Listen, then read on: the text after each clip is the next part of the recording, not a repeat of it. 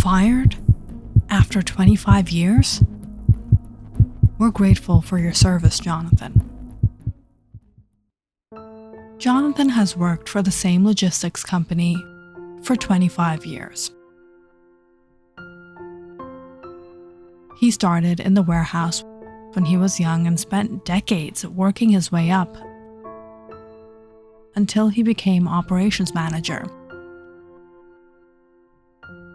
He worked weekends, stayed late whenever he needed, and missed more family vacations than he could count. Every sacrifice he made was for his family.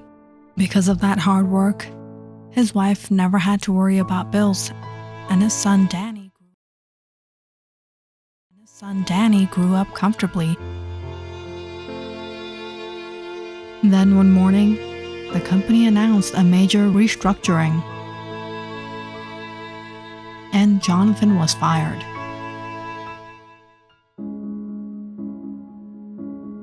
Jonathan sat in his car outside his house for nearly an hour. He had no idea how to walk inside and tell his family he no longer had a job.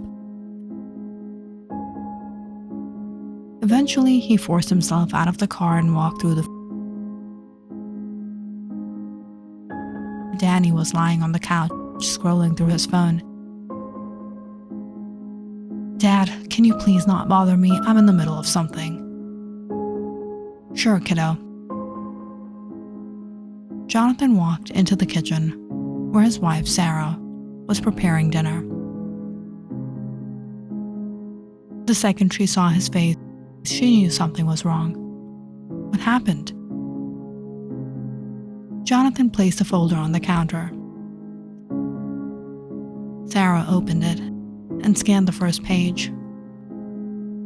"I got laid off. You don't worry. We'll figure it out. Don't tell Danny about it. I don't want him stressing about this. Jonathan, he's old enough now. Maybe he should think about these things.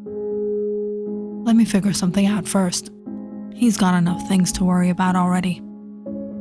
Okay. The next few weeks were brutal. Jonathan applied everywhere. But every application led to another rejection. His savings began shrinking, the bills piled up, and sleep became almost impossible. Most nights he sat alone at the kitchen table, staring at the numbers, wondering how much longer he could keep his family afloat. One night, while heading upstairs, he walked past Danny's bedroom and heard him talking to his friends through his headset. "My dad's an operation manager. Yeah, he's basically the guy in charge of everything." The words hit Jonathan harder than he expected. Danny had no idea. The job was already gone.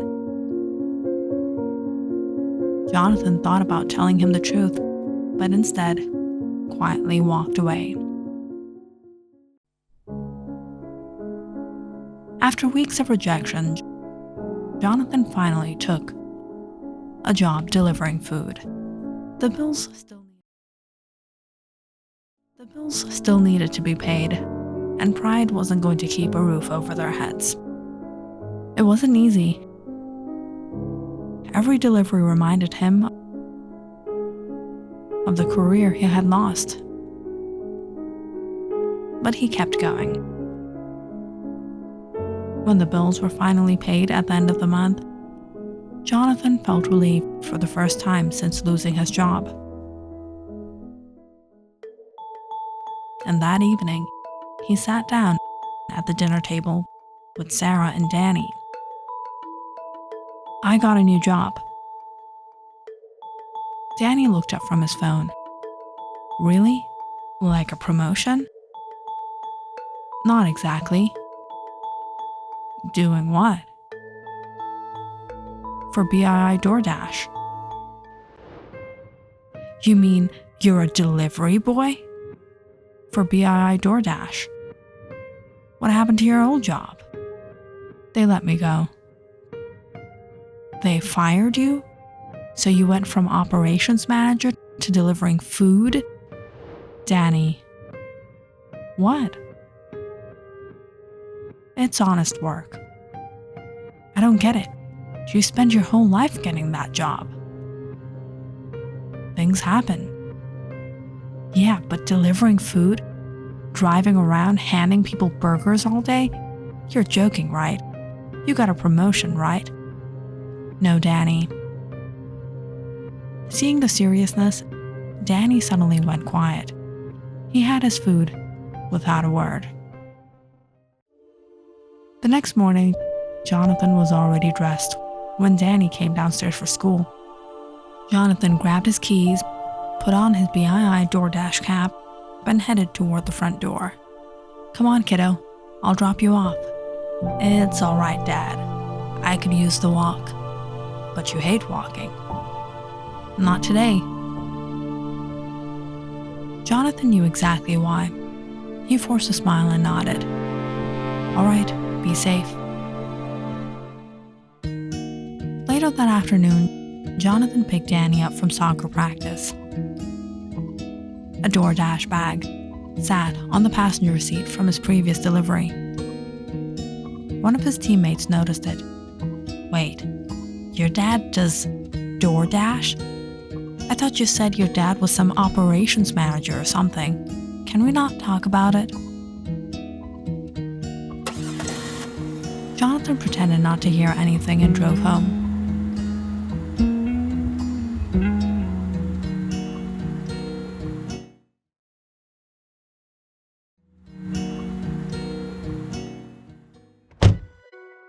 Danny slammed the car door shut. Dad, maybe don't deliver around my school?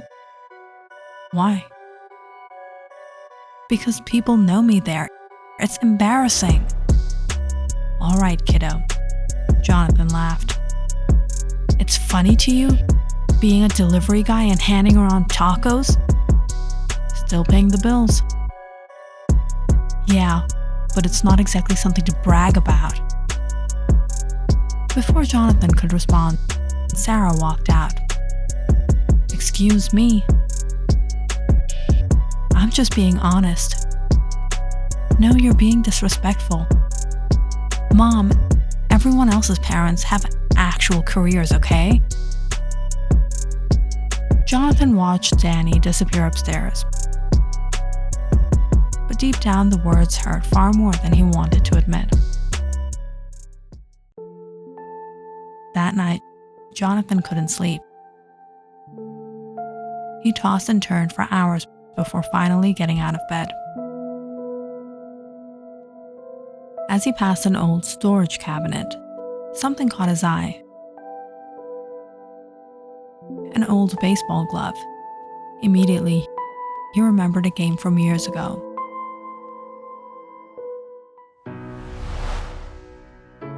I quit. No, you don't. Everyone's laughing at me. You know how many times I failed before I got good at anything? How many? Too many to count. Really? Really.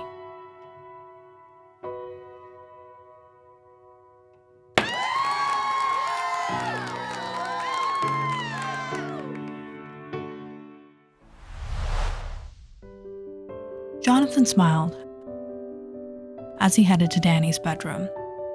There was light seeping out his door. He was up.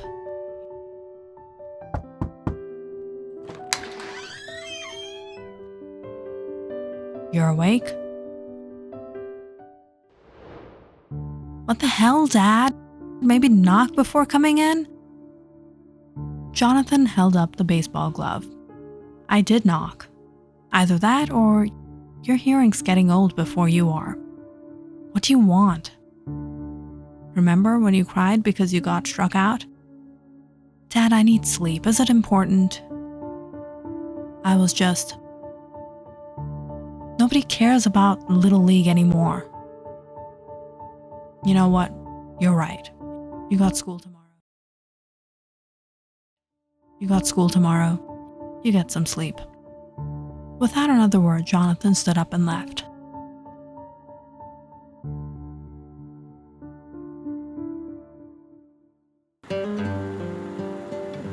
The following day, Jonathan decided to avoid deliveries near Danny's school. Instead, he accepted orders farther across town. Near the end of a shift, he picked up another order and drove to a large house. The front door opened. Jonathan immediately recognized Leslie. He quickly lowered his cap, hoping she wouldn't notice him.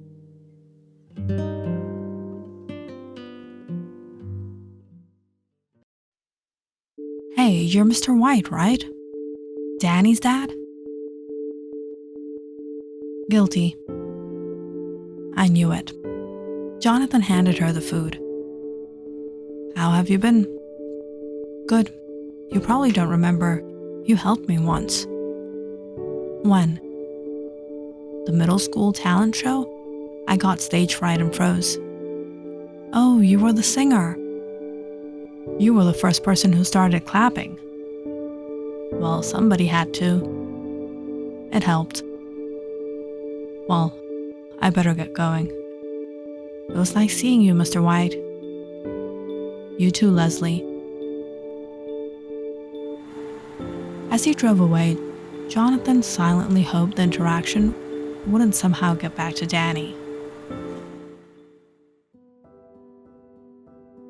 But the next day at school, when Leslie spotted Danny she mentioned it. "Hey, I met your dad yesterday." "What?" "He dropped off my takeout." "Wait, your dad's a DoorDash driver?" "I thought Danny said he was some big manager." "Hey, his dad's nice, okay?" The students exchanged looks. Danny didn't say a word. He simply turned and walked away. And that afternoon, he stormed into his house. "Why did you have to tell her you're my dad?" "I didn't, son. She recognized me." "You could have just lied." "I'm not some secret, Danny." "You made me look stupid." Jonathan felt awful about what happened. Danny had completely misunderstood the situation. But no matter what Jonathan said, things only seemed to get worse. The following morning, Jonathan woke up early and made breakfast. He wanted another chance to talk. When Danny finally came downstairs, Jonathan placed a plate in front of him. "Can we talk about yesterday?" Before Danny could answer, his phone buzzed. A huge smile immediately appeared on his face. "Leslie invited me to her birthday party?" "That's great, Danny, but I was saying something." "Can this wait?" "It's important." "Not as important as this." Danny grabbed his phone and walked out of the kitchen. Leslie's 16th birthday party quickly became the biggest event of the year. Her parents rented an expensive venue, hired a DJ, and planned a night everyone at school wanted to attend. Danny became obsessed. For weeks, it was all he talked about. Seeing his son excited for the first time in months, Jonathan stopped by a department store after work and bought him a jacket for the party. It wasn't cheap, but he bought it anyway. That night, after Danny went upstairs, Jonathan quietly placed the jacket on his bed.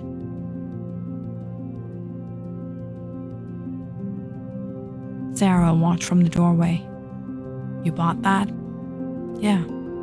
"After everything?" "He's still my son." The night of the party finally arrived. The venue was packed.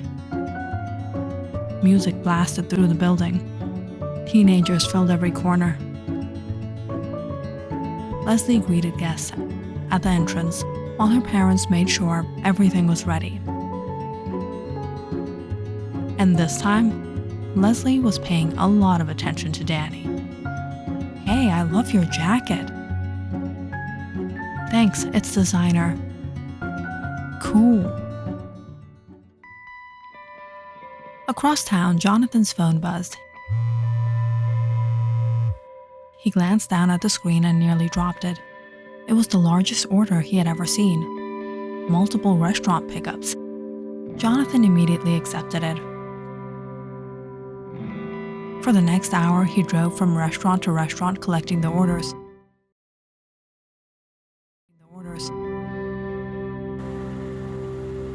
By the time he finished, his vehicle was packed with insulated delivery bags. He was supposed to deliver to a venue. It took an hour to reach there, and as soon as the car parked, a couple rushed forward. "Thank goodness. You have no idea how much you just saved us." "Happy to help." At the last moment, the catering company had gotten into an accident and had to cancel the entire delivery. Leslie's parents didn't have a choice but to arrange deliveries from multiple restaurants to serve the party that night. And somehow, it was Jonathan who accepted the ridiculously large order. Inside, word spread quickly. The food had arrived. The party was saved. Leslie smiled as volunteers began helping unload the bags.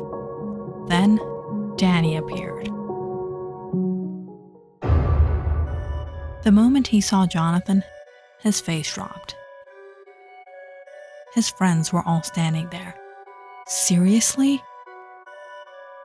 Jonathan said nothing and continued unloading the bags. "You're making this so weird. Why don't you just leave?" Jonathan continued carrying the food. "Danny, I'm working." "Dad, everybody's watching. You couldn't take the night off?" "I didn't know you were here." "Of course you didn't. You did this on purpose. My friends are all watching. You already embarrassed me enough. You're ruining everything. You couldn't just stay away." "Danny, that's your dad." "Yeah, unfortunately." Jonathan stood completely still hearing that. Years of sacrifice flashed through his mind. The 25 years at the company, the layoff, the sleepless nights, the endless applications, every insult and humiliation. Unfortunately, "Dad, not now." "No, let's do this now." "Dad, when you needed soccer cleats, I was dad. When you needed a phone, I was dad.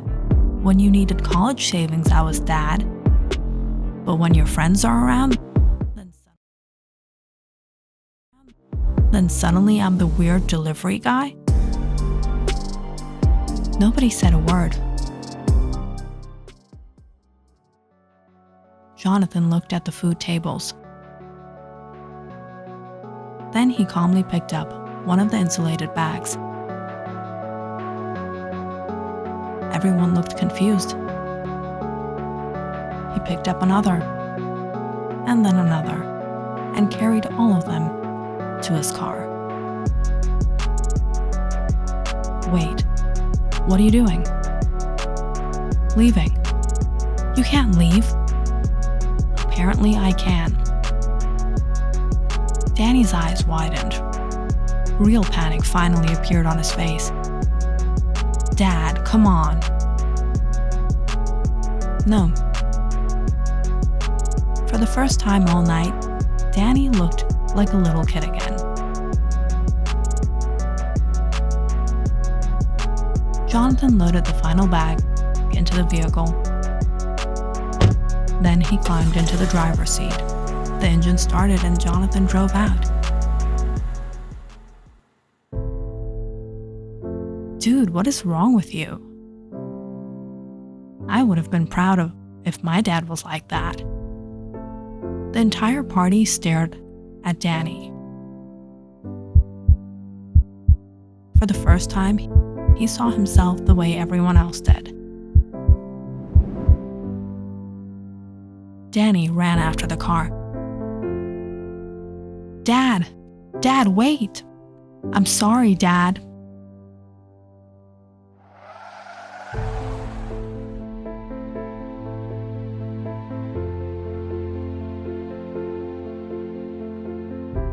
Click on the subscribe button and check out more awesome videos on our channel. And don't forget to press the bell icon because you know it's interesting.